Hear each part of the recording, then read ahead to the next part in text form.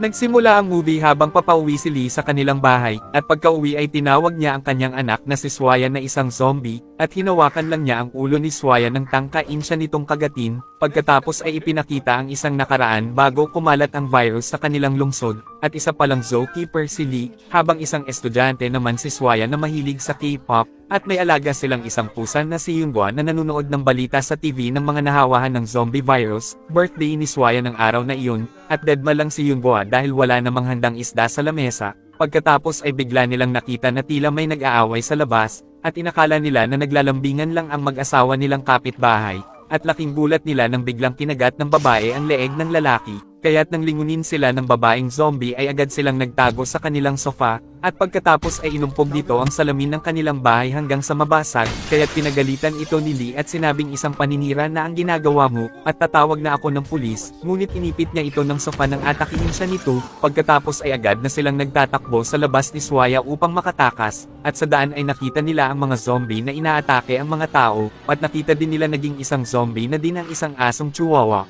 Kaya't upang makaalis sila doon ay umarte sila at nagkunwaring mga zombie din sila, ngunit alam naman ng mga zombie na hindi sila talaga mga zombie, kaya't hinabol sila ng mga ito. At nang madapa si Swaya ay bigla siyang kinagat ng matandang zombie, kaya't nang sanggahin ni Lee ang kagat ng matandang zombie ay braso niya ang nakagat nito, salamat na lang dahil nakapustiso pala ang matandang zombie, kaya't hindi siya nahawahan nito, at iniwan niya muna si Swaya upang makuha ang kanyang kotse at agad niyang binalikan ito, ngunit habang nasa daan ay nakita niya na may kagat pala si Swaya, dahil nang iwan niya si Swaya ay nakagat pala ito ng isang batang zombie kanina, at ilang sandali ay nawalan na ng malay si Swaya, at nang atakihin niya ang kanyang ama, ay agad na itinalukbong ni Lee ang hood ng jacket sa kanyang ulo, at kinagabihan pagbalik ng lola ni Swaya na si Kim ay sinabi ni Lee na nagkasakit lang ang apo mo, at nang atakihin ni Swaya ang kanyang lola ay tumalon ito at pinukpok siya ng sandok sa ulo, at nag-iiyak si Kim nang dahil sa kalungkutan ng aminin ni Lee ang buong katotohanan sa kanya, pagkatapos ay napanood nila sa TV na nagpa-lockdown na ang gobyerno upang hindi na kumalat ang virus, at sinabi din ng mga ito na papatayin na nila kung sino man ang mga nahawahan. Kinabukasan pagpunta ni Lee sa ospital upang ipagamot si Swaya, ay nakita niya na pinatay ng mga sundalo ang isang nahawahan doon, kaya't agad na silang umalis upang hindi mapatay si Swaya ng mga sundalo, at sa bahay ay napanood nila Kim na sinabi sa balita na isumbong kaagad sa otoridad ang kahit sino mang tao na nahawahan, upang mapatay, kaya't agad nang naghukay si Lee upang siya na lang ang maglibing kay Swaya kesa mapatay pa ito ng mga sundalo, at humingi na siya ng tawad sa anak dahil kinakailangan na niyang gawin ito, at napaiyak siya dahil hindi niya magawang pukpukin ng pala ang anak upang mapatay at mailibing ito.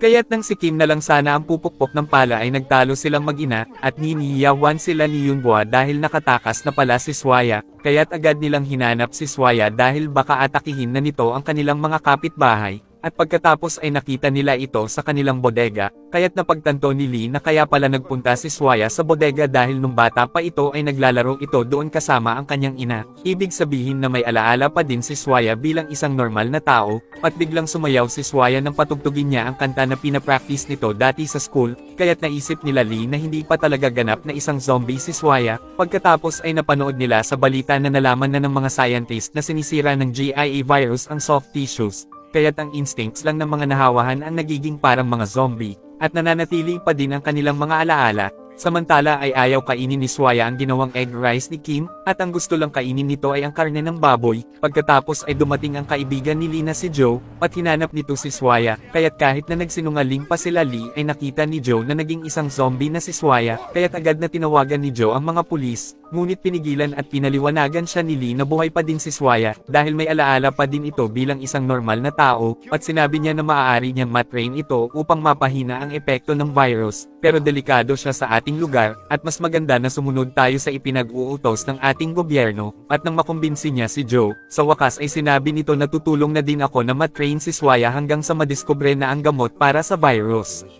At upang maisagawa na ang training ay dinala nila si Swaya sa isang isla na walang tao, at sa unang training ay gustong kainin ni Swaya si Joe dahil mukha siyang isang baboy, at ginamitan din ni Lee ng pito si Swaya upang mapigilan niya ito sa pag-atake, at sa araw-araw na training ay unti-unti na nilang nasanay si Swaya, habang nagtatagumpay naman ang gobyerno na mapababa ang mga nahahawahan, at nagbigay din sila ng papremyo na 100 million kung sino man ang makapag-report ng bagong mga nahawahan. At pagkaraan ng mga araw ay naiintindihan na si Swaya ang mga dapat at mga hindi dapat gawin. Pagkatapos ay sinabi ni Kim na bilan ni Lee ng make-up si Swaya, at habang bumibili ng make-up ay nagtago si Lee nang makita niya ang kababata niyang si Shin, at habang nasa daan ay sinabi niya dito na kasama niya sa bahay ang kanyang ina at ang kanyang anak na si Swaya, at nang sabihin ni Shin na gusto kong makita ang anak mo, ay agad na bumaba si Lee sa daan upang hindi nito makita si Swaya, at kinagabihan ay inimbite ni Joe si Shin dahil magkababata pala silang tatlo, at agad na tumanggi si Lee ng alukan ni Shin na doon na lang mag-aral si Swaya sa kanilang eskwelahan, at nang ibalita sa TV na nagtapos na ang zombie virus, ay sinabi ni Shin na ayoko sa mga zombie, dahil nang mahawahan ang nobyo ko ay agad ko siyang pinatay nang hindi na makakagat pa ng iba, at kinabukasan ay pumayag si Joe nang sabihin niya dito na samahan mo si Swaya sa festival upang bumalik na ulit ang kanyang alaala. At laking gulat niya nang makita niya sa bahay si Shin, at agad niyang itinulak si Shin sa isang kwarto nang lapitan nito si Swaya, at lalo tuloy nagduda si Shin, kaya't agad silang gumawa ng dahilan ni Kim upang mapauwi na nila ito. Kinaumagahan ay minake-upan na ni Kim si Swaya na binili ni Lee, upang magmukhang normal na tao na ito, at nag-costume naman ng Thor si Joe at pagkatapos ay nagpunta na sila sa carnival para sa cosplay, at sa carnival ay makikitang masayang-masaya sila Lee at Thor dahil nag-enjoy si Swaya at hindi ito ng atake ng mga tao, at mas lalo silang natuwa nang mabalitaan nila na malapit nang magkaroon ng gamot para sa virus, at laking gulat nila dahil biglang nawala si Swaya, kaya't agad nilang hinanap ito, at kaya pala ay nakaamoy si Swaya ng pagkain, at biglang kinagat nito ang tindang churros ng isang lalaki nang hindi man lang nagbabayad, kaya't agad na nagbayad si Lee sa lalaki nang makita niya si Swaya, at laking gulat nila nang biglang sabihin ni Swaya ang salitang churros, dahil hindi naman talaga ito nakapagsasalita. Kaya't nang dahil dito ay napaiyak si Lee at inakap niya ang kanyang anak, samantala pagka-uwi ni Kim ay nakita niya naghihintay si Shin, dahil nakita na pala nito ang notes ni Lee tungkol sa nangyari kay Swaya, at ipinaliwanag kaagad ni Kim na anak ng namatay na ate ni Lee si Swaya, at dahil sa sobrang kalungkutan ni Lee sa pagkamatay ng kanyang ate, kaya't itinuring niyang anak si Swaya, at pagka-uwi nila Lee ay agad na inatake ni Shin si Swaya, at laking gulat ni Shin nang mapasunod at mapigilan ni Lee si Swaya na atakihin siya, kaya't nang dahil dito ay nagkasundo silang dalawa, na kung safe talaga si Swaya ay kailangan nitong mag-aral, dahil kung hindi ay isusumbong niya ito sa mga pulis, kaya't pumayag na agad si Lee, at sa eskwelahan ay sinabi ni Shin sa mga estudyante na nahihirapang magsalita si Swaya.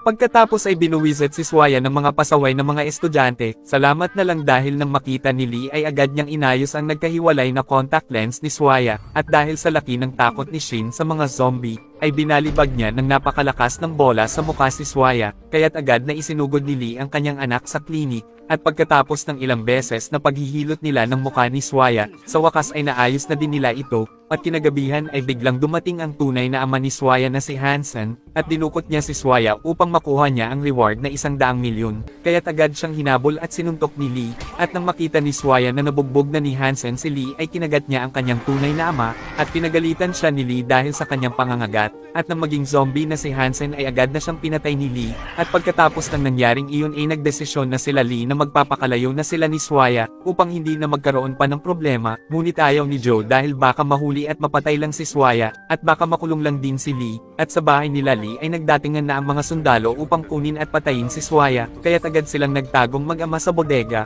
pagkatapos ay sinabi ni Lee sa mga sundalo sa labas na may mga alaala pa din si Swaya, at hindi siya mapanganib at hindi siya nangangagat, parang awa niyo na wag niyong patayin ang anak ko, ngunit nagpumilit pa din ang mga sundalo na kunin si Swaya, kaya't humingi na ng tawad si Lee sa anak dahil hindi niya magawang maprotektahan ito, at sinabi niya na kagatin mo na ako ngayon anak. At nang tumanggi si Swaya ay sinabi niya na ito lang ang tanging paraan upang magkasama na tayo anak, kaya't kinagat na siya ni Swaya, at pagkapasok ng mga sundalo ay binaril na nila si Lee na nag-umpisa na maging isang zombie, at tumigil lang sila sa pagbaril nang makita nila na nag-iiyak si Swaya, at tinawag nitong papa si Lee. At pagkaraan ng ilang linggo ay nagising na si Swaya sa ospital, at laking tuwa nila Kim at Joe dahil gumaling na siya mula sa GIA virus, Pagkatapos ay dinala ni Kim si Swaya kay Lee na nakomatose sa isang kwarto, at nalaman ng mga scientist na ang antibodies ng GIA virus kay Lee ay siyang susi upang makagawa ng gamot, kaya't ang sariling antibodies din ni Lee ang maaaring makagamot sa kanya, at dahil paulit-ulit siyang nakagat ni Swaya, kaya't na-trigger tuloy ang isang immune response upang makagawa ng isang vaccine upang maging normal ulit si Swaya. Pagkatapos ay napaiyak si Swaya nang mabasa niya na sinabi ni Lee sa notebook na, magamot man si Swaya o hindi, ay siya pa din palagi ang anak ko, at magiging masaya kami magpakailanman. Pagkalipas ng ilang panahon ay naghihintay pa din sila na magising si Lee, pagkatapos ay plinay ni Shin kay Lee ang isang video kung saan ay sumasayaw si Swaya sa isang competition, at laking gulat ni Shin dahil biglang gumalaw ang isang daliri ni Lee, dahil naririnig pala ni Lee ang music na sinasayaw ni Swaya sa video. At dito na po nagtatapos ang ating movie. Mag-subscribe ka na po Lods para sa magagandang mga movie na katulad nito. Maraming salamat po sa iyong panunood at pagsuporta. Ingat po palagi Lods. God bless.